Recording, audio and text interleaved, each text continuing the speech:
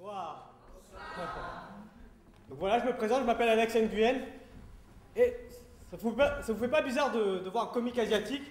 Non? Vous vous dites pas qu'est-ce qu'il va faire, de quoi il va parler?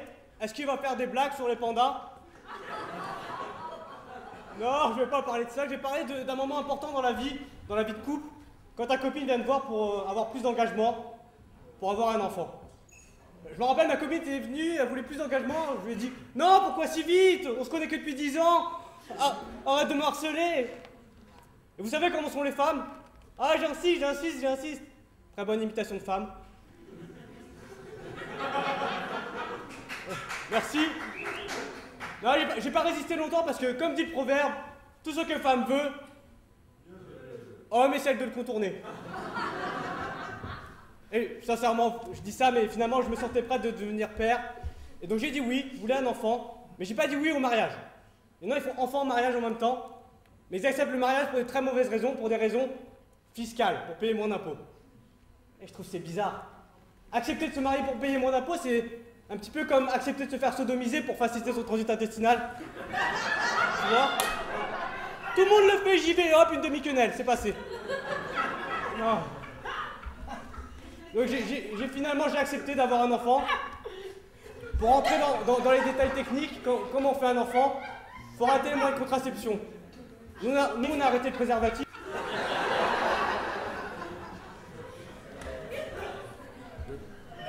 Non mais tu vas voir, ça va monter crescendo. C'est rien. Attends ce moment magique, je vais te dire cette petite phrase. Alexandre, tu vas être papa. Et moi je crois que c'était quelque chose de très spectaculaire.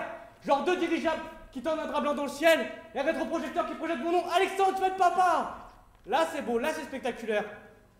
Dans la vraie vie ça se passe pas comme ça. Je vais vous dire comment ça se passe. Ta femme va aux toilettes avec le test de grossesse. Elle urine dessus. Mais bien, pas la petite goutte, hein, les fontaines de Versailles. Vraiment le piché de pipi. Elle ressort quelques secondes plus tard, le sourire aux lèvres, le pantalon sur les chevilles.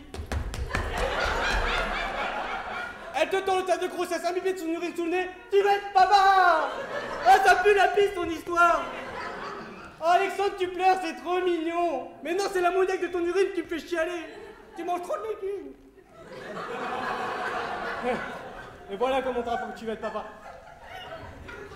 Et comme je vous l'ai dit au début, je savais pas trop si je voulais devenir père, tout ça.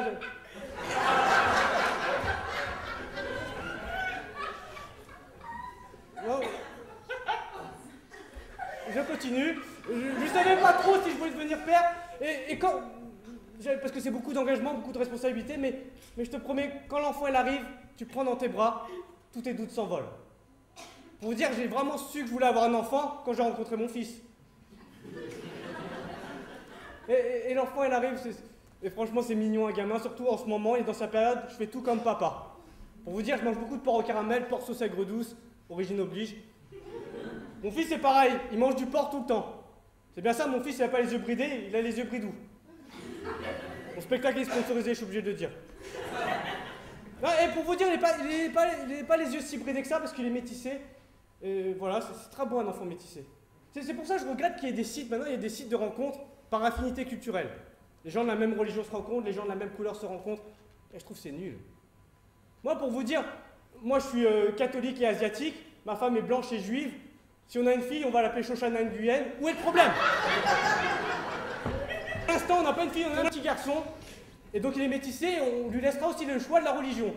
S'il veut être catholique, il sera catholique. S'il veut être juif, il sera juif. Quoique. Non, c'est pas ça, mais un juif asiatique, c'est assez rare.